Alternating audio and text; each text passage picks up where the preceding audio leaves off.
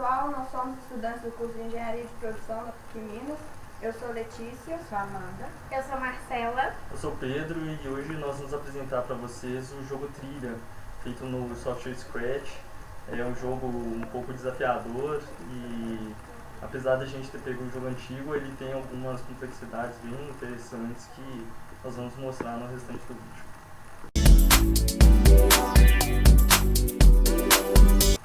O motivo da escolha do jogo Trilha é que é um jogo de tabuleiro muito antigo conhecido mundialmente.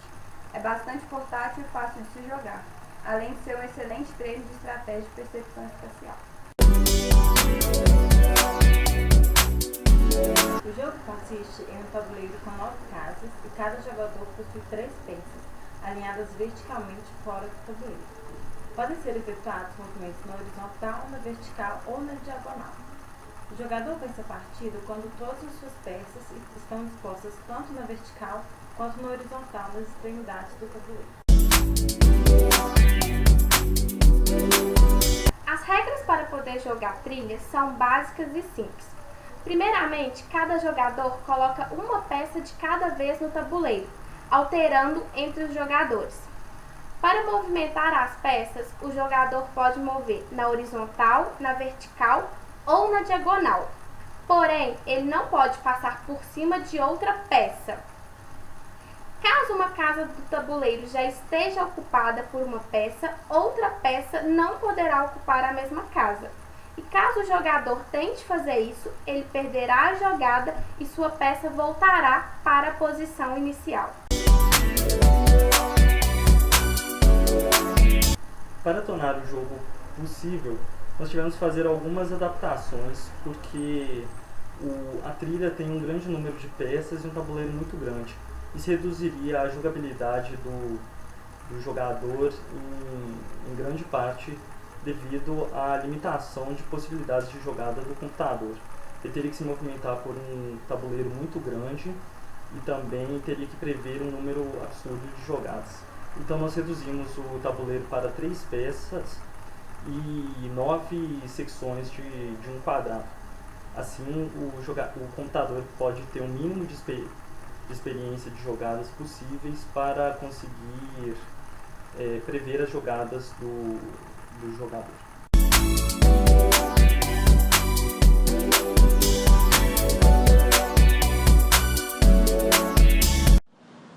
Uma das técnicas desenvolvidas pelo grupo foi a noção de espaçamento por coordenadas cartesianas. Então, nós dividimos a tela em coordenadas x e y, e cada peça ela tem a sua própria noção de espaço, porque não faz sentido eu largar a peça aqui e isso ser uma jogada. Então, toda vez que nós colocarmos a peça aqui ou aqui, ela reconhece, ela deve ir para cima ou para baixo. Foi uma solução bem criativa, porque nós conseguimos contornar todas as falhas. Se largamos aqui no meio, ele vê se ele está mais para a esquerda ou mais para a direita. Dependendo, o próprio programa escolhe para onde ele vai. Então, é uma técnica que funciona bem, vocês podem ver aqui. Nós colocamos no meio, em cima, embaixo, e funciona muito bem.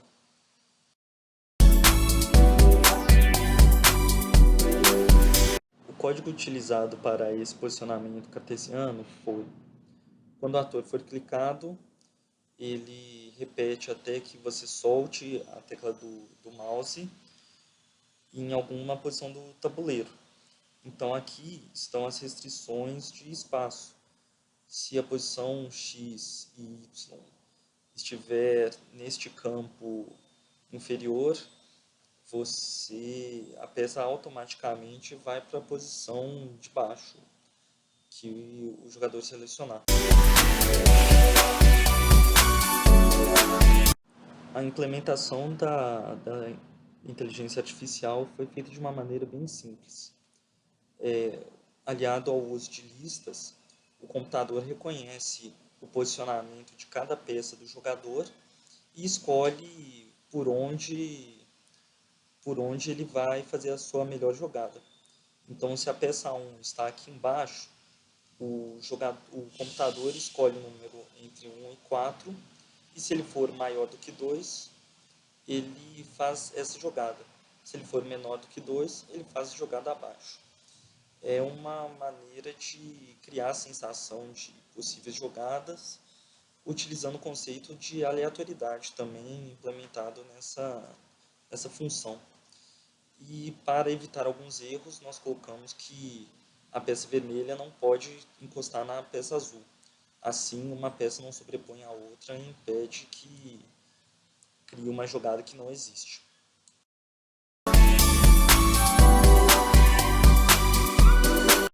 Por fim, deixamos para o palco o reconhecimento da vitória ou da derrota. Então, quando ele recebe a mensagem que a peça foi posicionada, isso para os 3 atores, para cada possibilidade, ele verifica todas as vezes na lista de jogadas. Contém o baixo 1, contém o baixo 2, contém o baixo 3, ou seja, contém uma linha horizontal, mesmo para o meio e o mesmo para cada vertical. E também o mesmo vale para a possibilidade de derrota. O computador está na posição baixo 1, baixo 2, baixo 3, alto 1, alto 2, alto 3, verificando sempre se tem uma linha vertical ou uma linha horizontal. E ao fim desse processo, se uma das condições tiver sido saciada, ele muda o background para você venceu ou para você perdeu, e esconde as peças e as listas. O nosso background foi feito no próprio Scratch porque economiza bastante memória. Esse não foi um problema encontrado no nosso.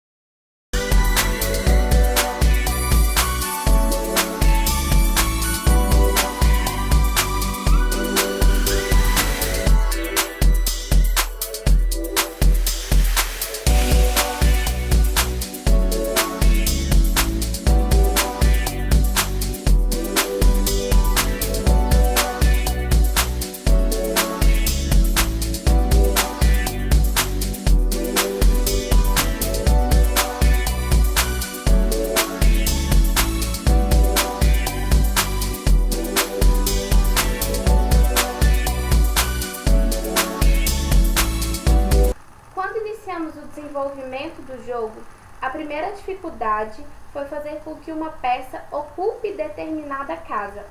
Para isso, usamos as coordenadas do Scratch, sendo que cada casa representa uma coordenada XY. Assim, pré-determinamos uma distância entre as casas, de modo que cada peça deverá ocupar a casa em que sua coordenada está mais próxima. Não foi possível criar clones para o jogo, pois quando criou-se a condição para que 2 peças não ocupassem a mesma casa, o clone e o ator não eram diferenciados pelo programa. Assim, com o ator para cada peça, foi possível determinar que, se uma peça ocupa uma casa de posição XY, outra peça não poderá ocupar a mesma posição e deverá retornar à sua posição inicial.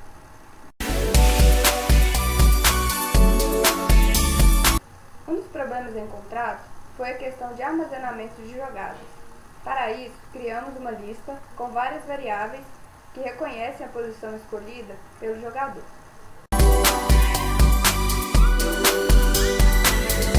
A maior dificuldade encontrada no desenvolvimento do jogo, com certeza, foi a inteligência artificial do computador. Como o jogo possui 6 peças, sendo 3 dos jogadores e 3 do computador, ele tem que contabilizar as jogadas do jogador, a sua posição e a possibilidade de vencer, fazendo 3 linhas verticais e 3 linhas horizontais. Então, o computador ele tem 9 possibilidades diferentes para se mover, isso quando apenas uma peça está posicionada. Para isso, existem algumas restrições com a posição do jogador. Para solucionar esse problema, foi feito uma espécie de jogada aleatória com restrições. Ou seja, ele decide entre possíveis jogadas dentro de um espaço limitado. Então, se o jogador coloca a peça num espaço abaixo, o computador tem que escolher 2 jogadas ou 3 jogadas possíveis para prender o jogador naquela posição.